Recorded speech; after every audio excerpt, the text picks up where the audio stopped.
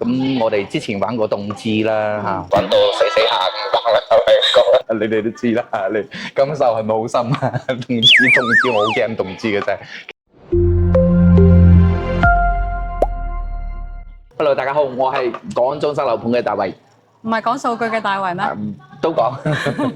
？Hello，大家好，我係嗰種快人快語嘅中山敏姐姐啊，好耐冇喺大圍個頻道去客串啊，係咯，單飛嘅，佢飛佢嘅，我飛我嘅。我唔知邊個揸咧，冇所謂。佢硬係講數據講到我頭暈暈啊，我唔想同佢拍。嚟，你揾我上嚟做乜嘢先？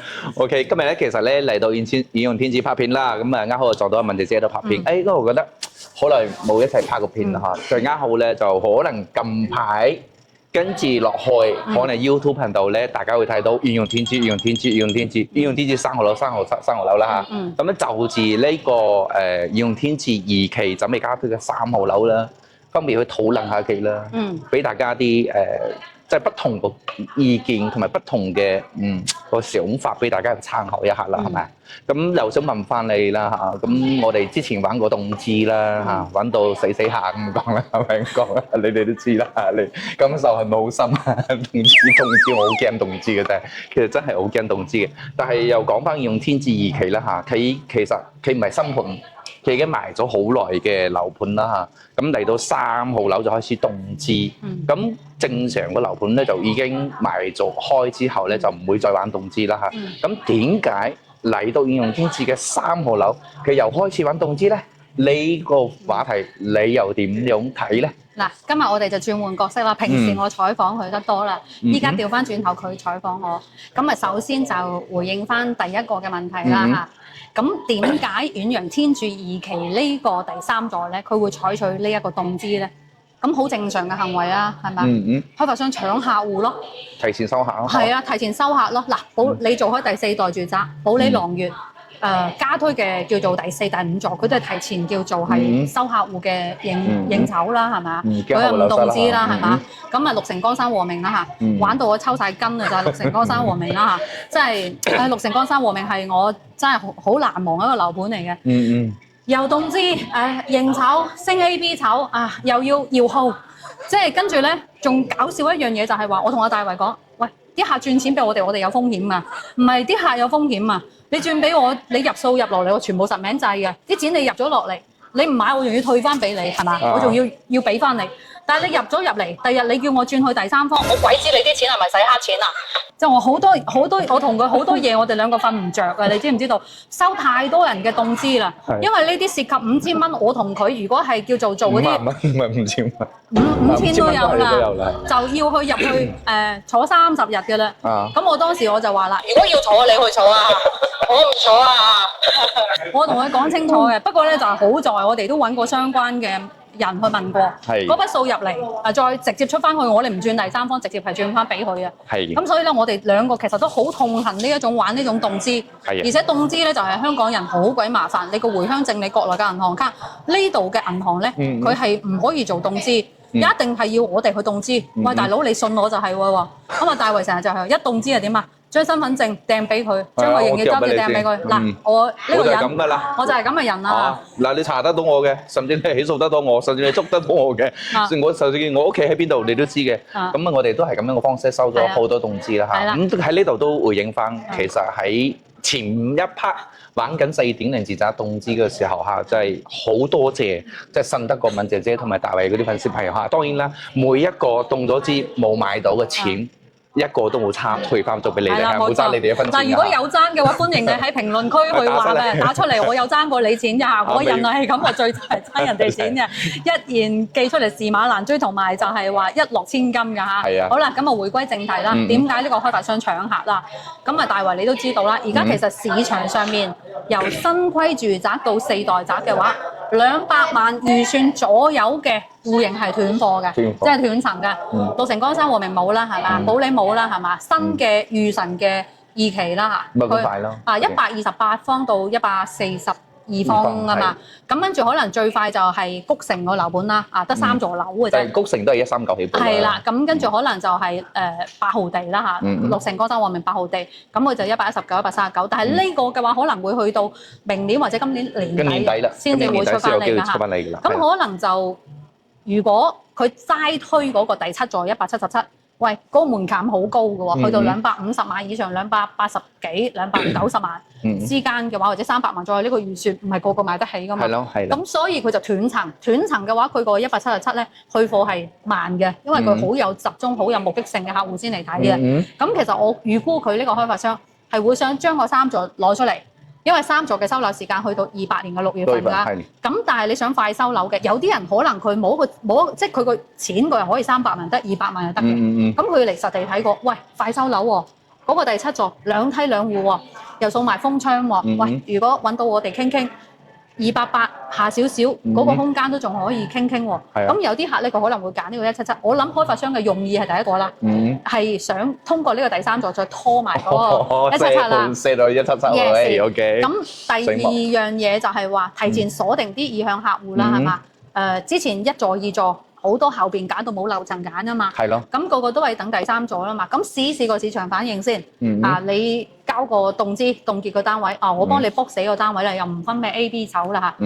開發商呢邊預計咧就10月就攞嗰個預售證，但係我睇翻呢個施工進度，佢要起到2/3啊嘛。咁大家咧唔好咁定 BB 啊，我覺得佢會去到10月底，分分鐘有機會係去到10月。都有可能，即係11月到12月嘅開波都有機會㗎嚇。我哋先將啲籌劃放喺前後，係可以咁講。係啦，特別咧，因為搞個綠城江山和明，我同佢咧開盤前嗰1個月冇一覺好瞓嘅，全部嗰啲叫做外國嘅華僑客戶，我頂我個肺嚇，提前1個禮拜嚟住酒店，日日催開盤，煩死了！談生啊，跟住我哋就會好大壓力，你知唔知道？所以咧就係話。如果你哋嗰個時間係好問水㗎嚇，不過我相信遠洋天鑄咧，即係遠洋地產佢做嘢咧，唔會好似綠城江山和明咁嘅，即係佢會有啲提前嘅嘢會俾到我哋咯，提前咁會好合理啊，所以我好中意打呢個樓盤就因為佢開發商嗰個會考慮相對人性化，俾我哋或者俾客戶佢而家就落 A 籌。即係就一個係5萬就鎖單位咁樣嘅形式，咁佢鎖完咗之後嘅話咧，佢後邊會唔會加 B 籌？即係有啲客戶佢係升籌啊嘛，嗰個叫做唔升㗎啦，一定係唔升㗎啦，直接俾5萬㗎啦。如果好似綠城咁再咁樣玩多次，我哋有冇可能又死啦？係咪咁講？咁呢個我可以保證嚇，即係你個綠城我唔夠膽講嚇，我唔夠膽講嚇。咁同埋佢係官大兩把口，99%嘅股份係阿爺嘅，10%嘅股份係廣東省財政廳嘅，呢啲我都唔夠膽得失佢嚇。唔得，我都冇建議你講死呢樣嘢。呢條片咧，你出 YouTube 好啦，你冇出視頻號。咁跟住咧，呢個咧就佢相對嚟講，我覺得佢比較合理啲。佢大不了佢會加推第4座出嚟嘅啫。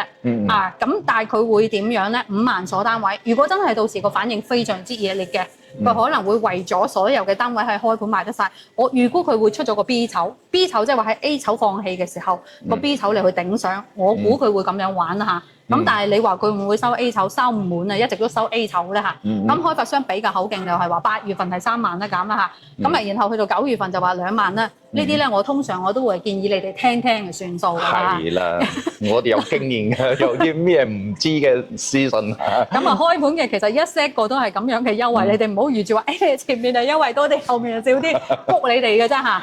咁你係真實係中意呢個樓盤，真實係中意呢啲戶型產品嘅。咁先至動資嚇，同埋係28年嘅6月份先至收樓。係啊，呢樣嘢係好緊要，你哋自己去度清楚啊！唔好話，哎呀，我睇到啊，大衛個片睇到文姐姐片，我話真係蒙查查買咗，咁啊收樓咁遲，咁冇啦嚇。咁呢度我都補充一點嚇，動資呢樣嘢鎖籌鎖定房號呢樣嘢咧，目前嚟講，我哋可以俾到大家係可能99%係呢個價格優惠方面咧，我哋係盡晒所有資源、所有努力去幫你攞到最低最優惠㗎啦嚇。咁第二個就係。我哋冇辦法去保證100%，我動咗呢個房號係咪真係俾到阿 L 先生或者係阿 H 先生？我唔敢保證嚇，因為始終嚟講嚇，我經歷過太多嘢。呢度可以保證嚇，呢度當然啦，我唔想你哋100%咁信足我，因為我都要講翻少少嘢，就係保證得到係一定盡量去做嘅。綠城江山和明傷害咗阿大衛同我太深啊！陰公，你知唔知道開盤嗰日阿大衛係點樣揸住嗰堆籌，為咗確保係每個人都係啊，每一個佢好想買嘅都可以買到呢個單位咧。係前期我哋兩個都做咗好多嘢啦嚇。但係可以補充一樣就係，如果你真係好中意呢度，好中意呢個單位嘅，你係咪有個叫做動之後遺症？有後遺症啊！如果你真係好中意呢度，真係好中意呢個樓層單位，咁我都覺得你哋可以放心交俾我哋兩個。如果我哋兩個都幫唔到你，我覺得你其他人都幫唔到你啦。可以咁講係，因為我哋有好多資源，好多種辦法，係嘛？點解你笑得咁開心咧？唔係因為我一諗起綠城江山和命嗰個動資咧，係我嘅夢嚟㗎，我嘅噩夢嚟㗎。嗰個禮拜我即係嗰個開盤前後嗰個月，我真係抽筋抽咗好多次，好驚啊！咁然後咧嗱，我再補充，你補充埋我再補充埋先。咁好多咧大圍或者係我嘅頻道嘅新粉絲問，呢啲動資。因為遠洋天主呢個樓盤咧，唔多唔少又傳出嚟一啲負面啦。其實佢而家未售嘅單位咧，都做咗個融資抵押嘅。咁其實呢啲都係正常㗎嚇，包括你綠城江山和明啊、保利天君啊、等等嘅其他樓盤都做咗個融資抵押嘅。咁係喺合理嘅範圍之內咧，政府亦都係允許支持允許㗎，有呢個政策咁做㗎。係啦。咁事先將啲醜話講在前頭。咁啲人就會唔會綠城唔係會唔會遠洋天主冇錢啊？將啲錢凍嗰啲挪用去起樓啊？唔會㗎嚇，呢個動資喐唔到你嘅錢嘅。呢個動資嘅話，佢係香港人，即係我哋過往嘅經驗啦。因為呢邊嘅最後嘅動資要去到8月15號，佢第3棟嗰個動工儀式先至會再出嗰個叫做動資嘅方案。係啦。咁依家嘅話，我哋係提前已經係可以，我哋呢邊咧就鎖咗3套單位㗎啦。係通過轉錢俾我哋，但係你要前提要信得過我哋唔會走佬啊嚇。咁動資喺我哋張卡去幫你動，因為香港人嘅話銀行係幫唔到㗎嚇。但係呢筆錢係喺個銀行戶口上面，我又喐唔到，開發商又喐唔到啊。咁到時原路退，如果你唔啱原路退翻俾你，如果你開盤嘅轉翻啲錢俾你，你自己去入去嗰個預售款嘅專用嘅監管帳戶嘅。咁補充埋呢一樣嘢啦，都係咁，係啦，咁我都係。少你話唔好意思，冇事。嗱咁唔係淨係我搶，佢都搶㗎啦。你哋鬧佢啊，你話鬧佢。咁跟住咧就係咁啦嚇，你信得過就動，你中意就動，唔中意嘅冇所謂，等佢預售證出咗嚟，等佢開咗，真係賣晒嘅，後邊仲有第4座、第5座、第6座，都係呢句説話。好，第二個補充幾下，咁呢個動資5萬蚊咧，咁其實咧係未入到監管帳戶嘅。原則上嚟講，你真係好中意呢個遠洋天子3號樓，你又中意開用少少嘅，又中意呢戶型啦，可能總價各方面係啱你㗎，你係真係中意嘅，你可以交埋5萬蚊擺度先。但係原則上呢5萬蚊，你可以隨時去申請退翻嚟。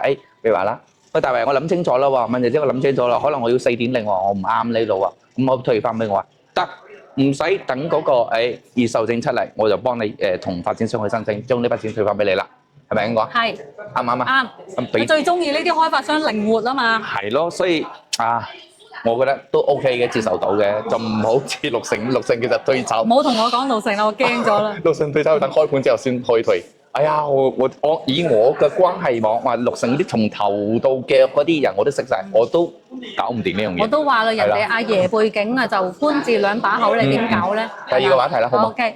第二個話題就係依家3號樓啦，其實私測個價格好似同1號樓同埋2號樓價格差唔多啦嚇。咁116呢個單位咧，可能就係170萬最平嗰套嚇，到190幾萬、200萬呢個區間啦嚇。依家目前係私測呢個價格嘅嚇。咁佢個01單位嘅橫天咧，就私測嘅價格咧就係210萬同埋到230萬嘅。佢同02單位嘅豎廳係一樣嘅價格嘅嚇。你覺得依家市場嘅環境之下，呢個價格你覺得合唔合理啊？嗱，其實你如果去對比咧，因為其實佢係新規產品，佢係2梯3戶嘅。咁但係之後嘅所有嘅新規產品咧，佢都係2梯2戶，咁就一個可比性嚟去講，佢2梯3戶嘅產品，佢一定係比2梯2戶嘅價錢要平，佢先至係合理嘅。嗱，譬如好似對翻同樣係新規產品，喺呢度隔1公里左右嘅奇觀悅來啦嚇，你都會睇過第一座106方，其實喺嗰個200萬左右嘅貨斷層之後，係導致係奇觀悅來嘅一座106方或者123方咧，佢個係去貨係走晒嘅。咁而家123方咧，佢嘅價錢係大約係喺200萬左右嘅呢個成交價。但係如果同樣200萬左右嘅，佢係做5房，但係佢5房之中係叫做2套房㗎嘛。有個套房同埋其他啲房咧，包括特別係個張人房係好細嘅。如果係同樣200萬左右嘅話，喺有競品都係2梯3房嘅話，咁我係情願係揀遠洋天住。呢個117方，佢呢個117方咧，佢係做4房，但係佢4個房都係大，甚至你可以間成係5個房嘅。咁佢都係170萬咧，我覺得係會係好低層嘅。咁你預咗佢係180萬到叫做195萬之間啦嚇。但係如果呢個單位嘅話咧，上到200萬或者突咗200萬出頭，去到200幾萬咧，大家就要慎重選擇啦。我都唔建議你揀。係因為117方，如果你上到210萬左右，即係210萬以下，呢個冧心我建議大家係直接去馬去到142方嘅橫廳或者豎廳嘅，因為橫廳同豎廳嘅我預摸佢都係210萬到238萬之間嘅，等陣再講點解啦嚇。咁如果同樣嘅競品嘅戶型，117方嘅4代宅係兩梯兩戶噶嘛，117方最近嘅綠城江山和明開盤係嘛220到230幾萬噶嘛，冇錯啦，係咪啊？咁所以如果佢142方，佢嘅戶型格局咧，確實佢嘅房咧係會比起嗰種入門級嘅4代宅佢靚仔嘅，但係佢嘅景觀咧始終都唔及兩梯兩戶嘅，前面會有所遮擋嘅，所以我覺得佢嘅價格合理嘅應該喺230萬或以下。佢係對標嗰個4代嘅嗰個入門級嘅產品咯。啱啱，我覺得係。咁唔知你哋又覺唔覺得我哋分析得啱唔啱？又唔知你哋覺得貴唔貴啦嚇。咁跟住落嚟第3個話題啦嚇。未啊，我未講晒㗎。你補充啦。係咁，跟住如果你哋揀142方咧嚇，咁我個人係會覺得橫廳嗰個咧除非你中意嗰個戶型，但係企喺我嘅角度，我會次選嘅。我主選咧，我會係東面戶嗰個02嘅。叫做豎廳單位，因為其實佢整體係靠住入邊嘅小區內園景270度嗰個 view 嘅，但係外邊嘅話，佢始終係前面有商業體同埋會有一個風險喺度咯。就唔知嘅商業體有幾高？ yes， 唔知嘅商業體會唔會改規？ yes， 改控規？ yes， 係嘛？所以其實嗰個空地嚇，好似寶龍城嗰個商業體咁樣嚇，咁啊講咗咁多年都未起啦嚇，咁呢個商業嘅地塊幾時會起？以後會唔會改控規？呢個係不可控。我哋係喺呢條片度，亦都唔同大家去承諾同保證任何嘢。我都建議大家，即係你當期可能後期真係可能係呢啲建築物會高翻少少嘅。冇錯。你接受到，你就去諗。你覺得我可能接受唔到喎。咁呢個盤核心嘅嘢，你都知道晒。揀唔揀買唔買，你心中都有數啦，係嘛？係啦，咁就譬如講你03嘅117或者係嗰個橫廳單位咧，我盡量係建議大家係揀15樓或以上嘅單位啦。咁因為其實佢前面係冇點樣遮擋嘅，咁但係低層單位咧，佢始終靠住商業同埋03單位會靠住嗰個配電用房啦。咁然後嗰個東邊嗰戶豎廳嗰個咧，一個我自己個人中意嘅格局。第二樣嘢嘅話，佢點都好外圍點樣影響咧？佢嘅前後啊同埋側邊嘅嗰個景觀就有所保證咯。咁啊個人係咁樣。呢樣嘢叫做確定性。係啦，冇錯。即係唔理係東向、南向同埋北向，起碼喺3號樓嘅02單位呢度咧，你係確定咗其係咩嚟嘅，後期都唔會變嘅。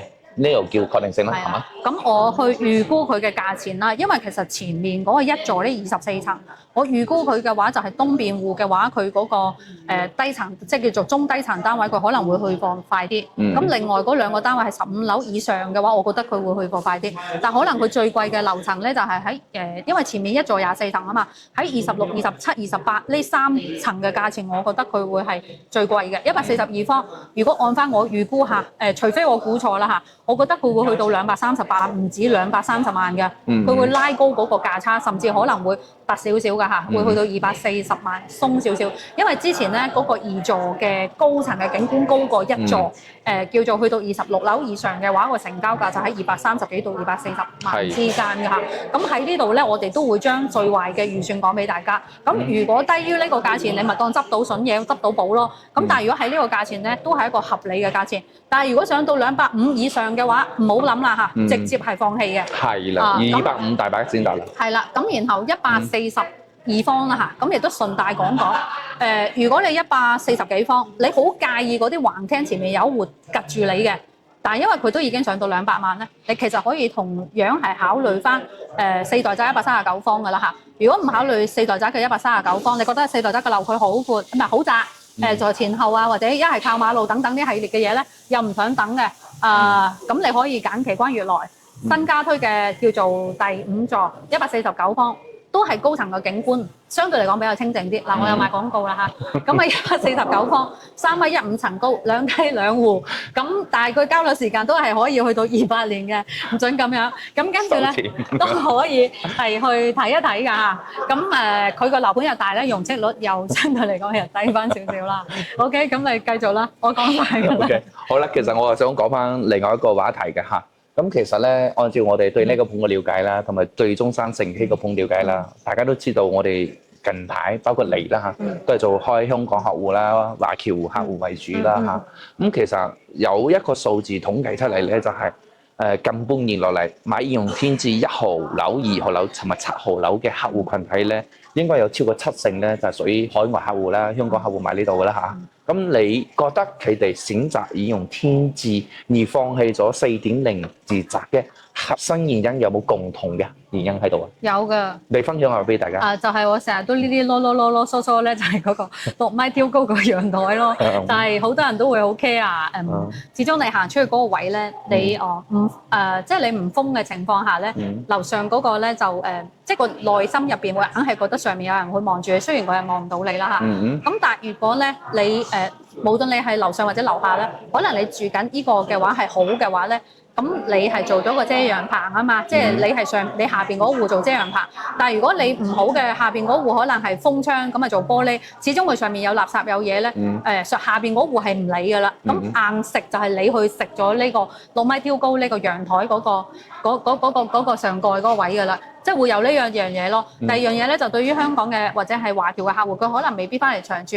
咁始終呢個陽台咧風吹日曬雨淋咧，有垃圾塞住嗰個下水啊等等呢啲問題，佢哋會考慮咯。咁第三樣嘢就係話呢種嘅陽台佢可以全封或者唔封咧，其實佢係外牆睇起身佢會相對嚟講係會靚仔啲。就算佢封窗都好咧，佢上下都有嘢噶嘛。但係如果你去到4代有啲封有啲唔封嘅話，好多人會考慮到就係話第日嗰個外牆嗰個整體嗰個美觀性㗎。咁有啲人會諗到呢一樣嘢咯。好啦，去到最後一樣嘢就係會所嘅問題。因為好多喺香港甚至係海外嘅人，佢住緊香港都係有會所嘅。咁佢哋可能慢慢就會回歸理性一樣嘢，3蚊一方去養起呢個會所係實在艱難。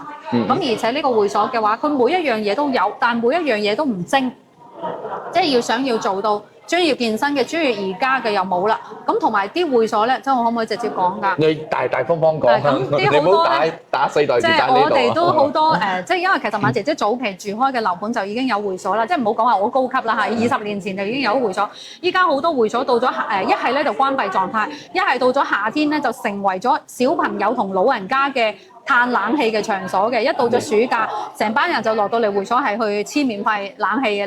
你如果唔信嘅話，你就去保利朗悅依家開咗嗰個會所，你去睇一睇，其實就知道㗎啦嚇。咁呢個係實打實存在㗎嚇。咁好多喺香港佢哋住緊，交緊管理費2000幾蚊一個月，佢會覺得嗰啲會所咧，我本身都擁有過，我唔在乎呢一樣嘢。咁可能就嚟翻到叫做下半年啦。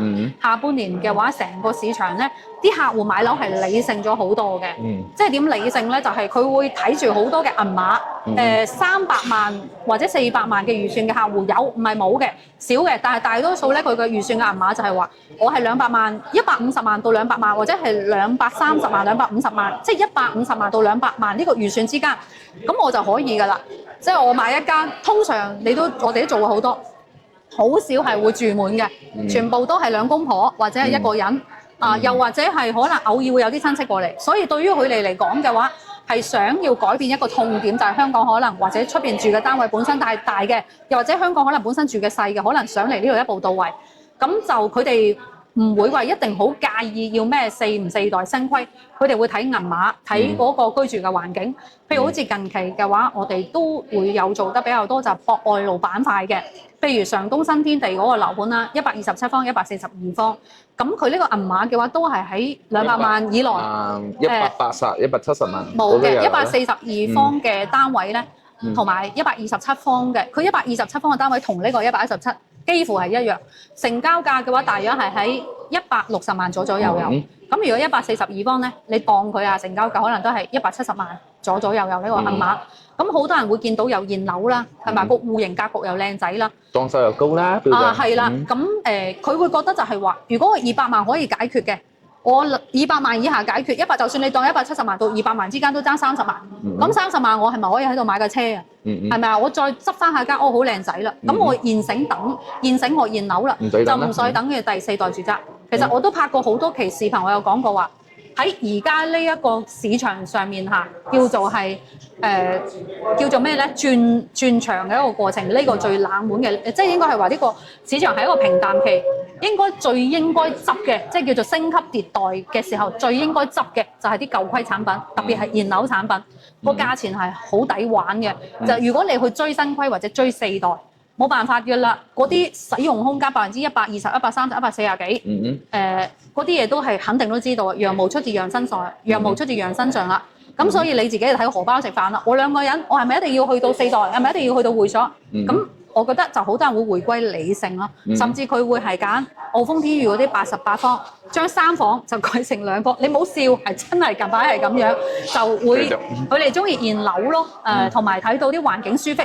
但係佢哋係唔會話去揀到啲工廠區啊，或者係咩三產片區咧。相反，佢哋會開始喺呢度慢慢多睇住 YouTube 之後，會相對嚟講揀翻市區或者等等嘅。嗱，譬如好似聽日招商映月台嗰樓盤啦嚇，出咗成200套嘅叫人才房啦嚇。咁呢個咧應唔應該買咧？留意下期節目唔講咁詳細啦。但係華潤嘅人行公園4季而家入手咧要慎重。因為佢有幾百套嘅叫做回遷房，以好低價嘅價錢係俾到你㗎。而家咧我哋收到料，佢142方咧就去到210，但我覺得210呢個價錢都係貴嘅。如果210，我就直接叫你買遠洋天鑄嚇。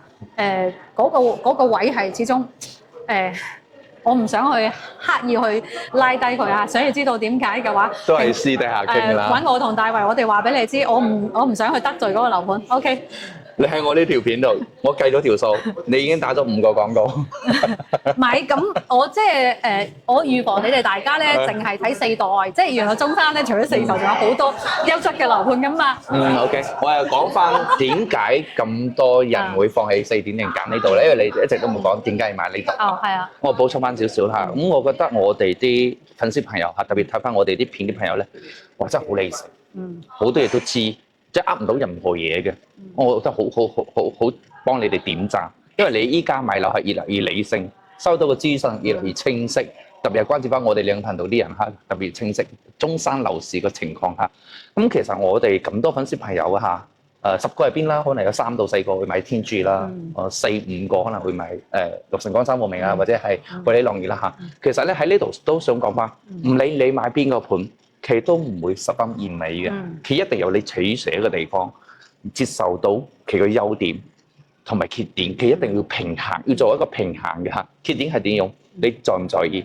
優點係點用？要撳多幾多銀碼去滿足到我想要嘅虛榮心又好啦，或者大隻數都好啦。反正唔理係點都好，你揀邊個盤，佢都有取捨之處，係嘛？咁回歸翻點解咁多人會買翻呢度啦？我覺得有幾個點嘅。第一個咧。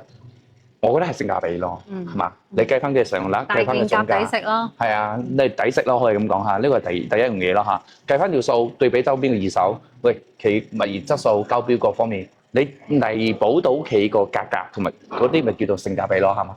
咁第二個4.0有嘅嘢，可能呢度都會有咯。譬如話個尖底尖戶啦，咁呢度都可以俾到你專屬嘅 lift。出嚟個私人空間，都俾到你啊，係嘛？雖然講唔係咁大嚇，但係夠用咗就 OK 啦。畢竟我唔使揞咁多銀碼出嚟啊嘛嚇。我覺得呢樣嘢都係緊要嘅嘢啦。第三樣嘢，我覺得係確定性咯。我指個確定性係邊一方面咧？周邊咯，唔係周邊啊。我指嘅係成個樓盤嘅物業質素，佢係有參考嘅點喺度啊。譬如話咧，佢一期啦，係嘛？佢個物業質素係 OK 嘅。你唔信咧，去睇翻輪落嚟，你知道原來我哋買嗰啲200萬左右或者以上，其實咧買講緊嘅就係買物業質素嘅，因為你知道啦嚇。喂，大佬，我都揞差唔多200萬，甚至200幾萬。咁我呢啲我係真係喺中山嚟講，我預算係偏高嘅喎。咁我要買到嘅唔單單係個空間、戶型同埋個 lift 喎，我仲要買嘅係服務、物業嘅服務。我後期自起身。我會唔會有好多啲煩心個瑣碎事啦，或者係能力唔無懈嗰啲糾紛問題啊？我覺得呢啲小 K 呢啲問題出現嘅概率就會比較低少少咯嚇。呢點我覺得都係比較重要少少嘅嚇。咁啊，最後一點我覺得佢個裝修嘅交標，我覺得4.0唔一定贏我期咯，係咪？贏嘅，6成贏啲啲咯。6成贏少少，但係呢啲已經差別唔大啦，係嘛？因為我大佬，我同你單位，我俾6成平幾十萬啊嘛，係咪啊？咁大家都係理性嘅，睇餸食飯都係理性嘅嚇，所以就好理性嘅人去做翻自己個取同埋捨咯，我覺得OK 嘅，你哋係一仔㗎啦。咁我係補充翻啊，大衛呢個問題啦。其實喺房住不炒嘅年代，揸住自己嘅荷包預算去買一個自己中意嘅樓盤、中意嘅戶型格局，我覺得係合理嘅。咁其實你拋開所有嘅附加值，譬如講話學區啦，譬如講會所啦，譬如講嗰啲所謂嘅地鐵啦、高鐵啦等等呢啲，你唔用得着嘅嘢，你拋開晒佢，你回歸翻房住不炒，就係真正你嘅居住空間同埋你居住喺呢個小區嘅真實嘅感受啦。咁其實就係話我哋都有帶過一個客去睇啊，佢話抱住一種叫做博升值啊、放大好換樓啊，買嚟喂隔離校網啊乜乜乜嘅咁。其實當佢去到呢個樓盤咁啱嗰日係放學接送放學。喺個小區門口塞住咗半個鐘頭，佢出唔到之後，佢就放棄咗校網，因為佢係退休嘅，佢係一定要揀，我唔要揀校網嘅，但係我係揀環境舒適。第二樣嘢係中山市區，話大唔大，話細唔細，15分鐘之內你東南西北區轉到暈晒都得，係咪一定要住喺嗰個地鐵口或者行幾百米就係地鐵口啦嚇？得㗎，金英半山花園。有晒你想要嘅嘢，但係咧落雨天啊，你 call 車滴滴啊，你想出，你千祈唔好出去呢個小區。出去嘅話，你等半個鐘頭先至 call 到車㗎啦。咁然後有所取捨嚇，冇一個完美嘅樓盤，如果有一定係等緊你嘅殺豬盤啦嚇。咁然後最後尾就係一樣補充，我認同佢講嘅。咁買一個樓盤嘅質素咧，除咗個銀碼可以定到客戶嘅居住品質之外咧，咁其實好多你哋嘅香港嘅粉絲老友記，你哋唔識買樓，我揀呢個開發商品牌嚇。咁我簡單舉個例嚇，你去睇保利天君。同埋你去睇保利朗月，以後嘅客戶群體唔一樣。保利天君個樓盤有88方，有70幾方，有100幾方，110幾方。如果你係保利天君呢個樓盤，你買複式或者買個180幾方，你絕對係選擇錯誤嘅。如果你係純改善嘅客戶，你要睇呢個樓盤佢嘅起步點。呢個樓盤嘅起步點就係117，即係好似四代咁，佢起步點係110幾方起嘅。呢啲客戶群體非常之純粹。呢個樓盤嘅物業管理好唔好，係除咗物業嘅管理之外，仲好睇業主嘅質素居住嘅群體如果你住個樓盤，即係好似我講西區頭先我唔想講嗰個樓盤咁，就係咁樣嘅情況啦嚇。所以如果但凡一啲樓盤唔純粹嘅，呢個樓盤入邊又有回遷房，又有人才房嘅。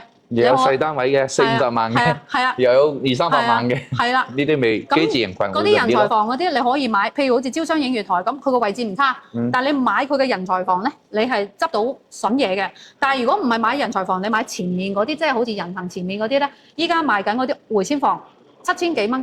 咁你係賴嘢啦，明唔明白啊？呢個就俾埋個 tips 俾到你哋咯。係咯，咁其實都囉嗦到依家啦嚇，嗰條片依家都差唔多成個鐘啦，大半個鐘都有啦嚇。到我哋兩個真係拍片真係好易拍，好易囉嗦嘅嚇。你囉嗦。咁都想做翻個總結啦。其實中山個樓嚇，即係我哋覺得就係蘿蔔青菜各有所愛。喺你選擇邊個盤之前，我哋都希望你哋係理性嘅。你哋係清清楚楚、明明白白個情況之下去做翻你個選擇嘅，冇有絕對完美嘅樓盤，只有唔合理個價格啫嚇。所以其實我哋都好尊重每一個通過大圍、通過敏姐姐了解咗中山所有樓盤之後，最終去選擇邊度，無論係 A 盤、B 盤、C 盤，甚至係正 K 盤，其實唔理點揀，我哋都非常之尊重你哋。但係我希望你哋係真係冇有任何信息差嘅情況下，去做翻適合自己嘅樓盤啦嚇。我好尊重你哋嘅，但係有得揀嘅都唔建議你哋揀三坦片區嘅，因為特別坦嗰邊、坦洲嗰邊嘅價錢同市區差唔多嘅，都係呢句啦。咁我哋都係做城區為主、新區為主㗎嚇。唔係㗎，我真區都做嘅，但係我覺得咁樣嘅價錢，我做乜唔揀市區或者揀火炬、博愛路板塊啦？係咪？係咯，可以咁講啦。你仲有咩補充嘛？冇啦，今期節目喺呢度為止啦。佢請我上佢嘅頻道，今晚佢請我食飯，你哋 O 唔 OK？ OK 嘅就拜拜。中山米樓記得揾大圍幫手。